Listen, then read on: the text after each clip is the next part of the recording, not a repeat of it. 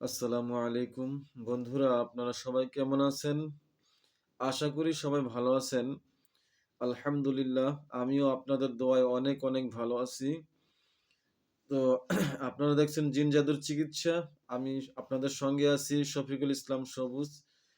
তো আজকে আমি আপনাদের সাথে এমন একটা বিষয় নিয়ে আলোচনা করব। সেই বিষয়টা হচ্ছে যে সাধারণ মানুষের বাতিনি চোখ কিভাবে খোলা যায়। আমাকে ইউটিউব আমার ইউটিউব একজন সাবস্ক্রাইবার আমাকে অনুরোধ করছেন যে ওস্তাদ আমাদেরকে একটা বাতিনি চোখ খোলার আমল দেন। যেকোনো সাধারণ মানুষের যাতে আমরা বাতিনি চোখ খুলে কাজ করতে পারি, চিকিৎসা করতে পারি। তো উনি আমার ছাত্র হিসেবে দাবি করছেন। তো আমি ওনার ওস্তাদ হিসেবে তার অনুরোধটা আমি রাখছি। তো আজকে তার অনুরোধে আমি এই ভিডিওটা বানিয়েছি।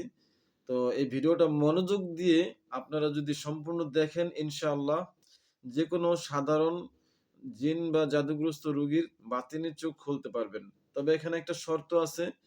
জাদুগ্রস্ত রোগীর বাতিনি চোখ সহজে খোলে না। অনেক সময় খোলে, অনেক সময় খোলে না। আর আরেকটা হচ্ছে যারা জাদুগ্রস্ত না, জিনগ্রস্ত রোগী, জিনের আসর আছে বা জিনের সমস্যা আছে। এই ধরনের রোগী যদি আপনার কাছে আসে, আপনি যদি ওই জিনগুলিকে ওই রোগীকে দেখাতে চান, তাহলে বাতিনি চোখ খুললে অবশ্যই সে দেখতে পারবে। তো এই ধরনের বাতিনি চক্ষু খোলার যে আমলটা, এই আমলটা আপনাদেরকে আমি বলবো। আপনারা মনোযোগ দিয়ে ভিডিওটা দেখেন এবং কাগজ কলমে নোট করে রাখেন। তাহলে আপনারা হয়তো ভুলবেন না এবং খুব সহজেই শিখতে পারবেন। তো আমার খাতায় নোট করা আছে। আমি তারপরও দেখে কিছু বলবো এবং না দেখেও কিছু বলতে পারবো ইনশাআল্লাহ।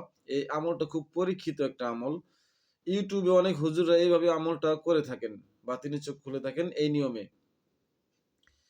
তো ১ম এ আপনারা রোগীকে অজু করিয়ে বসাবেন। বসানোর পরে ১ম এ আপনি নিজে আ সূরা ফাতিহা পাঠ করবেন। সূরা ফাতিহা পাঠ করার মধ্যে যখন এই আয়াতটি আসবে যে, ইয়্যাকা না'বুদু ওয়া ইয়্যাকা নাস্তাঈন, এই আয়াতটা যখন আপনার সামনে আসবে তখন ৩ বার পড়বেন।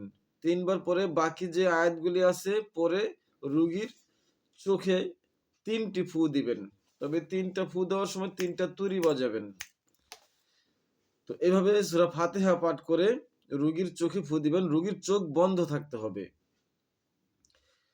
তো আপনারা ভালোই বুঝতে পারছেন ইনশাআল্লাহ যে সূরা ফাতিহা পাঠ করবেন। পাঠ করার পরে যদি ইয়্যাকা না'বুদু ওয়া ইয়্যাকা নাস্তাঈন এই আয়াতটা যখন আসবে তখন ৩ বার পাঠ করবেন। বাকি অংশগুলি পাঠ করে রোগীর চোখে ফু দিবেন, ৩ টা তুড়ি দিবেন। এভাবে এই নিয়মটা করবেন। তারপরে করবেন আয়াতুল কুরসি। আয়াতুল কুরসি পাঠ করবেন যখন শেষের অংশটুকু আসবে, ওয়ালা ইয়াউদুহু হিফযুহুমা ওয়া হুয়াল আলিয়্যুল আযীম। আয়াতুল কুরসি শুরু থেকে শেষ পর্যন্ত পাঠ করার পরে শেষের যে অংশটুকু আসবে, ওয়ালা ইয়াউদুহু হিফযুহুমা ওয়া হুয়াল আলিয়্যুল আযীম, এই অংশটুকু আসলে ৩ বার পড়বেন। ৩ বার পড়ে ৩ টি ফু দিবেন ওই রোগীর চোখে। ৩ টি তুড়ি বাজিয়ে এভাবে ৩ টি তুড়ি বাজিয়ে ৩ টি ফু দিবেন। তারপরে আপনারা যেটা করবেন সেটা হচ্ছে যে সূরা আর-রহমানের ৩৩, ৩৪, ৩৫ এই ৩ টি আয়াত ৩ বার পাঠ করে ওই রোগীর চোখে ফু দিবেন। ইনশাআল্লাহ ৩ টি তুড়ি দিয়ে ফু দিবেন। এই নিয়মটা করেন। তারপরে আপনারা যেটা করবেন ৩ টা সূরা রহমানের ৩৩, ৩৪, ৩৫ নম্বর আয়াত যখন ৩ বার পড়বেন তখন আঙুলটা এভাবে ঘুরাতে থাকবেন রোগীর চোখের সামনে, মুখের সামনে। তারপরে পরে ফু দিবেন, ৩ বার পরে ফু দিবেন। আচ্ছা, তারপরে যেটা করবেন চোখ ঝাড়ার সময় আমরা অনেক মানুষের চোখ ঝেড়ে দেই। যে চোখে কোনো বদনজর লাগলে অথবা চোখে কোনো সমস্যা থাকলে আমরা যে চোখ ঝাড়ার যে একটা দোয়া আছে কোরআনের আয়াতের মাধ্যমে, সেই দোয়াটা আপনারা ৩ বার পাঠ করে রোগীর চোখে ফু দিবেন।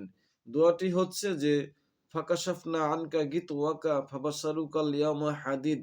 ফাকাশাফনা আনকা গিতওয়াকা ফাবাসারুকাল ইয়াওমা হাদিদ। ফাকাশাফনা আনকা গিতওয়াকা ফাবাসারুকাল ইয়াওমা হাদিদ। এই দোয়াটি ৩ বার পরে ৩ টি ফু দিবেন। একই নিয়মে।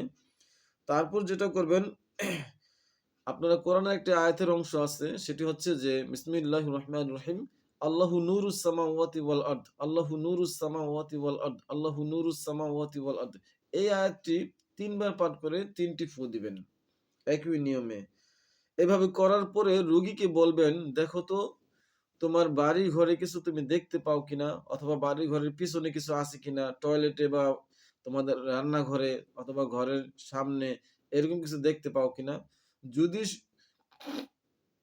ওই রোগীটা যদি বলে, "হ্যাঁ, আমি ২ টা জিন দেখতে পাইতেছি অথবা কোনো প্রাণী বা দেখতে পাইতেছি।" এরকম কিছু যদি বলে, তাহলে মনে করবেন যে ওই রোগীটার বাতিনি চোখ খুলে গেছে।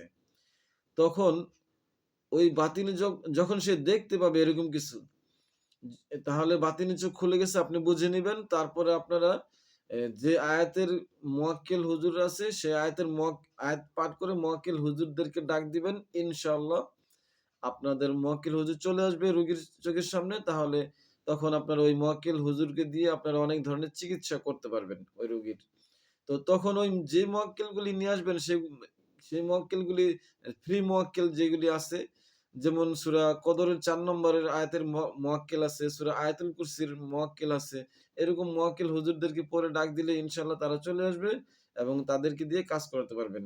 তো এই ধরনের এই ভিডিওটা যদি আপনাদের কাছে ভালো লাগে, ইনশাআল্লাহ আমার ভিডিওটি লাইক দিবেন এবং চ্যানেলটা সাবস্ক্রাইব করবেন। পাশে থাকা বেল আইকনটি টিক মার্ক করে দিবেন। প্রতিদিন যে ভিডিওগুলি বানাই আপনাদের জন্য সবার আগে আপনার কাছে চলে যাবে নোটিফিকেশন হিসেবে। তো আজকে আমি দেখছি একটা কথা না বললে পারি না যে আমার কিছু ভিডিও আছে কিতাব থেকে দেই। কিতাব থেকে ভিডিওগুলা দিলে অনেকে ভিডিওগুলি দেখেন। কিন্তু কেউ এই চ্যানেলটা সাবস্ক্রাইব করেন না। আর ভিডিওটা লাইকও দেন না অনেকে, আর কমেন্টসও করেন না। মানে অনেক ভিউজ হয়। কিন্তু সাবস্ক্রাইব করে না অনেকে। তো আমি বলছিলাম যে আপনারা যদি চ্যানেলটি সাবস্ক্রাইব করেন তাহলে আমার আগ্রহ জাগবো যে আমার ভিডিওগুলি অনেকের কাছে ভালো লাগে। এজন্য আমার চ্যানেলটা সাবস্ক্রাইব করছে। আমার বন্ধুদের সংখ্যা অনেক বেড়ে গেছে। তো এজন্য ৩-৪ দিন যাবত আমি ভিডিও বানাই না। তো এইজন্যই বানাই না যে আগ্রহটা জাগে কম। আপনাদের যদি আগ্রহ জাগে আমি ভিডিও অবশ্যই দিব। আমার কাছে অসংখ্য কিতাব আছে। ভালো, ভালো কিতাবের থেকে আমল দিব। হ্যাঁ, ভালো, ভালো রুহানি আমল দিব। তারপর জিন জাদুর আমল দিব ইনশাআল্লাহ আপনাদেরকে। আপনারা অনেক কিছু শিখতে পারবেন। তো আজকে এই পর্যন্ত, সবাই ভালো থাকুন।